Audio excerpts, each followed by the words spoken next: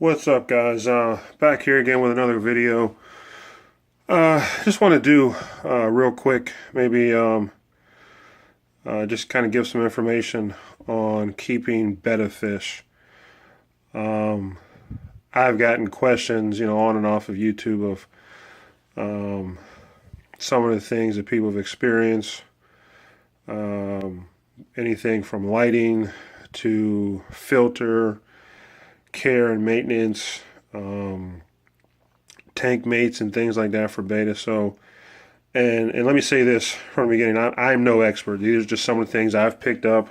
I'm like you, I YouTube information and talk to people at my pet store about care, not just for bettas, but for all my fish. So these are just some of the things that I've noticed and some of the things I've picked up, and maybe this will help some of you guys out when it comes to keeping for your betta fish. The first thing I would want to talk about is tank size. Now, we've all been into Walmart, Petco, PetSmart, and seen, the bettas that come in the little, we'll just call it the soup cup. Okay, you guys all know what I'm talking about. Those bettas, they can live in there, but it's not the best way to keep a fish, let alone any living pet or anything like that. You want it to have ample space to swim, grow, and explore. So my recommendation for a bedded tank is, I would say, nothing less than, if you have to go small, you want to go small, I wouldn't say anything less than a tank, maybe 1.5 gallons with a decent filter and room to swim. Also, if you're going to go that small, I would look for a smaller betta. This tank here is a 2.5 fluval spec. You've guys seen, me set this one up. The fish that's in here, this is one of those, or she was one of those baby betta fishes that I got from Petco. She has plenty of room to swim. I'm not going to put any other fish in there. There is a snail in there that you guys can see. This is plenty enough room for her. I probably could, if my filtration was up to point, do a smaller tank. Do 1.5 gallons. I wouldn't go any smaller than that. As far as tank mates, I'll get into that in a second. But you can put plants, rocks, whatever you want in a tank, and the fish, you want the fish to still have enough room to swim around and grow and explore. This tank here, I believe this is the top fin Imagine tank. I forget it. I got it at PetSmart. And this one, you can clearly see that has a divider in it. Now this is 2.5 gallons, and there's no back filtration compartment. So each one of these fish, and they're smaller fish, these are again those baby bettas that I got from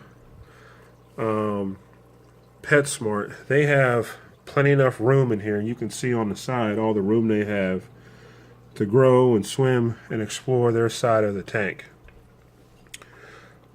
Which leads me into my next topic is, putting betta fish together. And the simple answer is, from what I know, is you can do it, but it just depends on the size of your tank and what you have in your tank. The rule that I have picked up on is, fish swim at different levels. So essentially, you want to have enough room in your tank. If you're going to do all males, which I don't recommend, just because they're the aggressive ones, they're the ones that are going to fight. I've actually had to redo this tank because these two bettas actually got into it at one point, and I almost lost the red one. But if you're going to do 2 betta fish, I wouldn't do anything smaller than maybe like a 40-gallon tank, and have other fish in there. Have lots of plants, have decent filtration, and have ample enough space where if something goes wrong and they get aggressive, one fish has enough room to swim away from the other fish. Okay?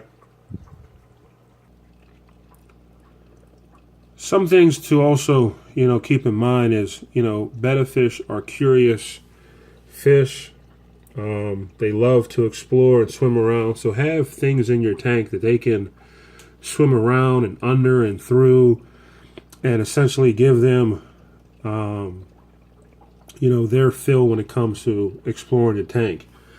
Some of the healthy things that I've seen as far as the overall health of betta fish is people have talked about the bubble nest, and that's something that males do when it comes to breeding with females. You'll see, looks like a little foam bubble patch sometimes at the top of your tank. I heard that that's a good sign. That's a sign of a healthy betta fish. Where'd he go? There he goes. He's up in the corner. Filtration. You want to have decent filtration. In this tank, I have a sponge filter. This does a couple of things. It filters the water, but also provides oxygen into the water, which is good for any kind of fish tank. Oxygen is good. It does a couple of things for the plants and the overall health of the fish. These are tropical fish, so a heater is recommended, or keep it in a place that gets a decent amount of heat. Where's the little guy at? Oh, there he is. There's a shot at him. And a couple of things, stress signs. Bettas, when they're stressed out, they will get these horizontal lines on their body. A lot of fish do that too, but I've noticed in my experience, moving a betta fish, you'll see these lines, From what I know, when it comes to moving fish, my advice is take your time and go slow.